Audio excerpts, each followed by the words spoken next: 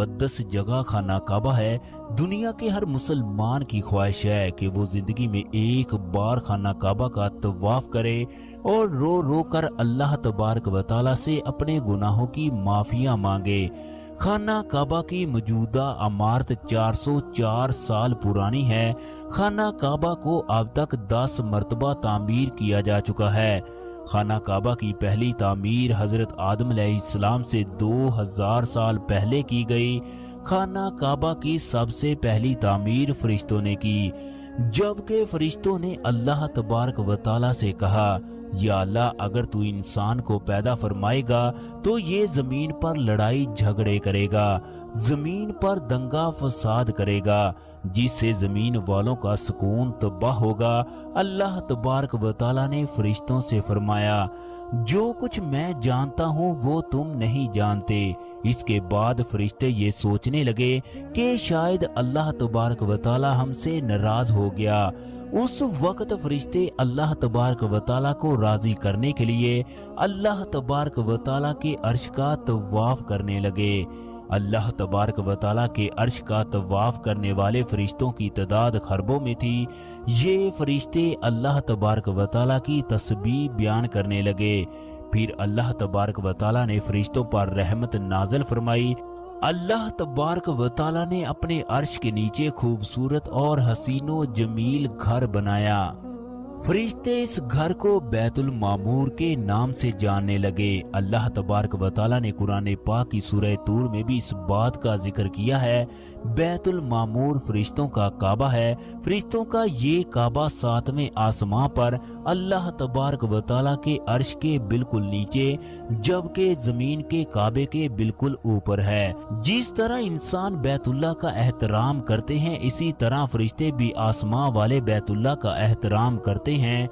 जिस तरह इंसान बैतुल्लाह का तवाफ करते हैं, इसी तरह फरिश्ते भी बैतुल मामूर का तवाफ करते हैं। फरिश्तों की तादाद इस कदर ज्यादा है, जो फरिश्ता एक बार बैतुल मामूर का तवाफ कर ले तो क़यामत तक उसकी दोबारा बारी नहीं आएगी। बैतुल मामूर का हर रोज 70,000 फरिश्ते तवाफ करते हैं। अल्लाह तबारक व तआला की हम्दो सना बयान करते हैं।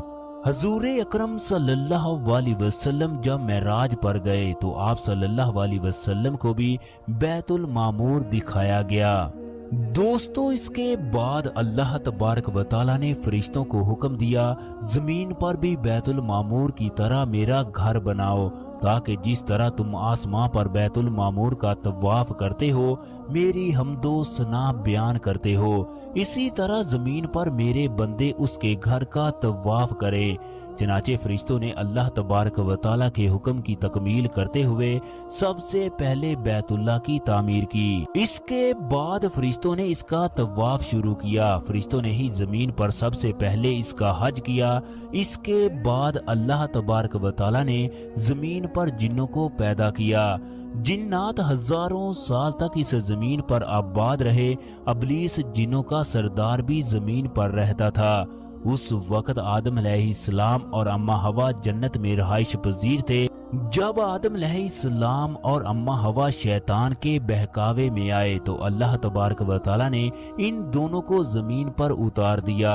हजरत आदम अलैहिस्सलाम अल्लाह तबारक व तआला से अर्ज करने लगे, या अल्लाह, मैं तो जमीन पर तन्हा हूँ, मैं ना ही फरिश्तों का जिक्र सुन सकता हूँ और ना ही मैंने जमीन पर इबादत गाह देखी जहाँ तेरी इबादत की जा सके। इसके पहले मैंने 7वें आसमां पर बैतुल मामूर को देखा, जहाँ फरिश्ते तेरी इबादत करते थे।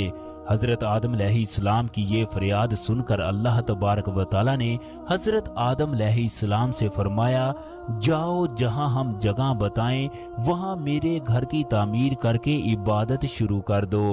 फिर अल्लाह तबारक व तआला ने हजरत जिब्राईल अलैहिस्सलाम को हजरत आदम अलैहिस्सलाम की रहनुमाई के लिए भेजा। हजरत जिब्राईल अलैहिस्सलाम जमीन पर हजरत आदम अलैहिस्सलाम के साथ चल पड़े। उन्हें उस मुकाम पर लाए जहां से जमीन को बनाना शुरू किया। जमीन की पैदाइश इस तरह से हुई जैसे कोई गोल चीज के सेंटर से पानी निकलना शुरू हो जाए और वो पानी उस गोल चीज के चारों तरफ फैल जाए। ہماری زمین بھی گول ہے یعنی کہ گیند کی طرح ہے۔ پھر جبرائیل علیہ السلام نے اس جگہ آ کر اپنے پر مارے جس کی وجہ سے ساتوں زمین تک بنیاد ڈھل گئی۔ اس کے بعد آدم علیہ السلام نے پتھروں کی مدد سے خانہ کعبہ کی دیواریں کھڑی کر دی۔ دوستو، خانہ کعبہ کی پہلی تعمیر میں اماں حوا نے بھی حصہ لیا۔ اماں حوا گارا لے کر آتی جبکہ آدم علیہ السلام پتھروں کی چنائی کا کام کرتے۔ جب خانہ کعبہ کی تعمیر مکمل ہو گئی تو اللہ تبارک و تعالی نے حضرت آدم علیہ السلام کو خانہ کعبہ کا طواف کرنے کا حکم دیا۔ آدم علیہ السلام پہلے انسان تھے جنہوں نے خانہ کعبہ کا طواف کیا۔ پھر آدم علیہ السلام خانہ کعبہ کی طرف منہ کر کے نماز ادا کرتے۔ اس کے بعد آدم علیہ السلام اس دنیا سے رخصت ہو گئے۔ کچھ وقت کے بعد اماں حوا بھی اس دنیا کو خیر آباد کہہ گئی۔ اس وقت آدم علیہ السلام کی اولاد چاروں طرف پھیل چکی تھی۔ وقت کے ساتھ ساتھ خانہ کعبہ کی بنیادیں کمزور ہو گئی۔ پھر آدم علیہ السلام کے بیٹے شیش علیہ السلام نے خانہ کعبہ کی تیسری بار تعمیر کی۔ اس کے بعد جیسے جیسے وقت گزرتا گیا لوگ گمراہی کی حدود کو چھونے لگے۔ اللہ تبارک و تعالی نے حضرت نوح علیہ السلام کو اس دنیا میں نبی بنا کر بھیجا۔ جب آپ کی قوم نے آپ کی دعوت کو ٹھکرایا تو اللہ تبارک و تعالی نے زمین کو نئے سرے سے آباد کرنے کا فیصلہ کیا۔ اللہ تبارک و تعالی نے پوری روح زمین پر پانی کا عذاب بھیجا جس کی وجہ سے ہر چیز تہس نہس ہو گئی۔ طوفان نو کے بعد خانہ کعبہ کچھ اس طرح کا تھا۔ اس کی بنیادیں ختم ہو گئی جبکہ ایک ٹیلے کی طرح دکھائی دیتا۔ کچھ کتابوں میں یہ بھی لکھا ہے اللہ تبارک و تعالی نے اس وقت خانہ کعبہ کو آسمان پر اٹھا لیا۔ دوستو، وقت گزرتا گیا۔ اللہ تبارک و تعالی نے ابراہیم علیہ السلام کو نبی بنا کر بھیجا۔ وہ اپنے بیٹے کو خانہ کعبہ کی جگہ پر چھوڑ کر گئے۔ اس وقت اس جگہ ریگستان اور پہاڑ موجود تھے۔ اس وقت اس جگہ خانہ کعبہ کی عمارت موجود نہ تھی۔ اس وقت اس طرح کا ایک ٹیلہ موجود تھا۔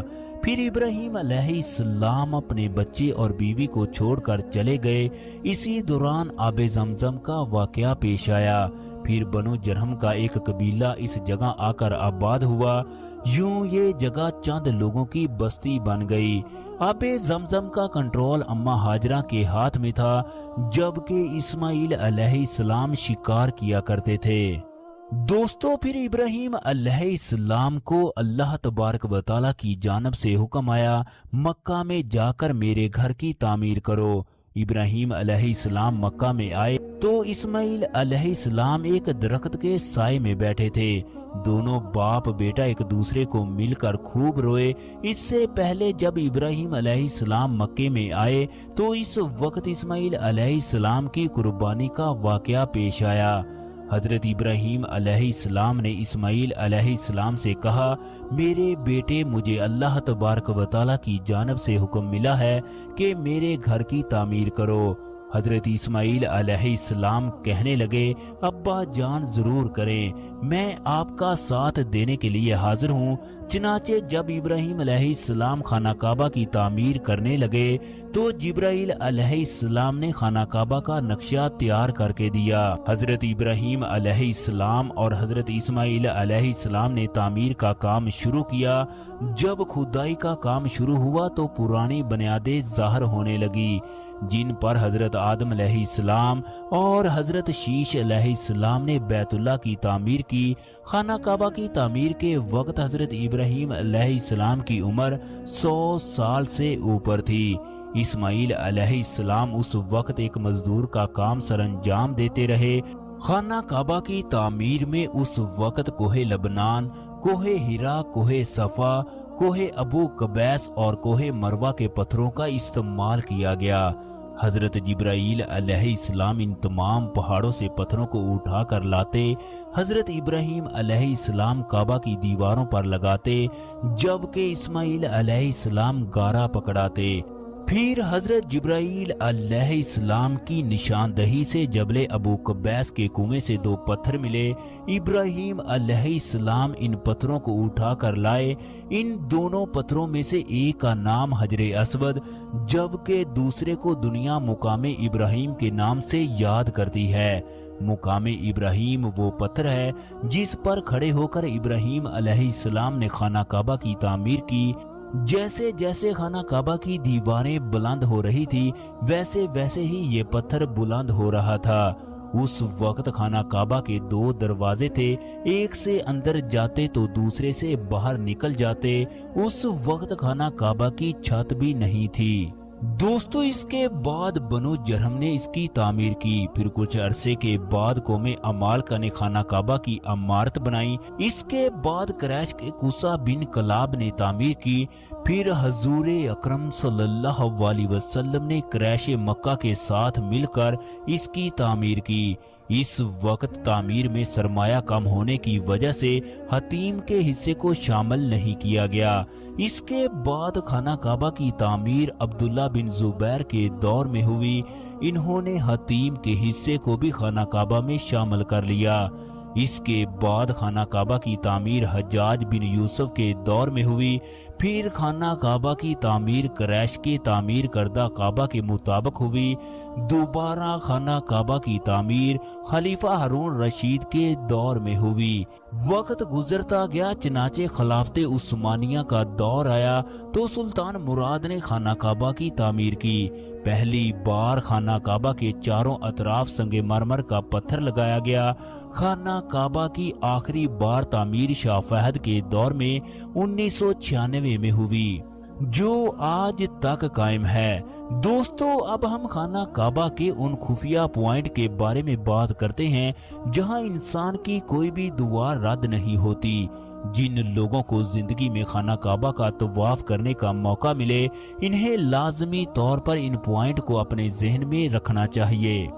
दोस्तों पहले नंबर पर हजरे असवद आता है। हजूर अकरम सल्लल्लाहु अलैहि वसल्लम इस पत्थर का बोसा लिया करते थे।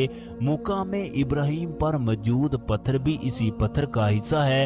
ये दोनों पत्थर एक ही वक्त में जन्नत से उतारे गए। हजरत उमर रजी अल्लाह ताला अन्हो ने इस पत्थर को एक बार मुखातब करते हुए फरमाया, मुझे मालूम है तू एक पत्थर है, तू ना ही किसी को फायदा दे सकता है और ना ही नुकसान पहुंचा सकता है। अगर मेरे नबी ने तुम्हें ना चूमा होता तो मैं कभी भी तुम्हें बोसा ना देता।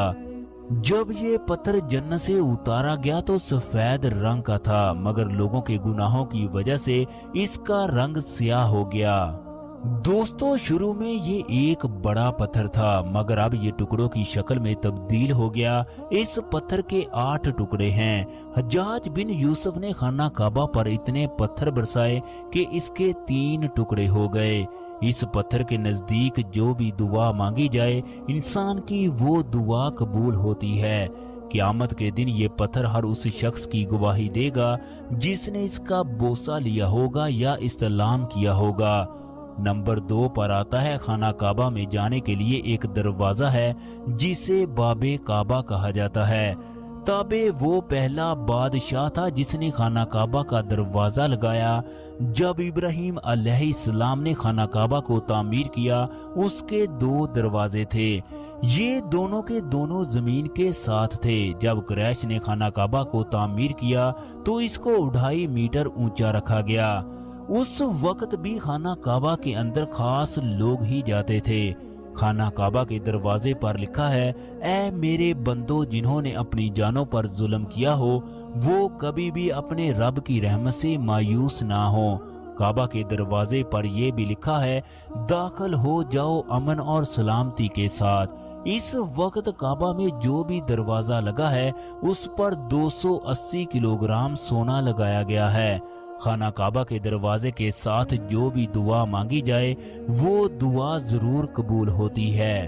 दोस्तों तीसरे नंबर पर आता है मेज़ाबे काबा। हतीम के अंदर जो परनाला लगा है उसे मेज़ाबे काबा कहा जाता है। ये परनाला भी सोने का है।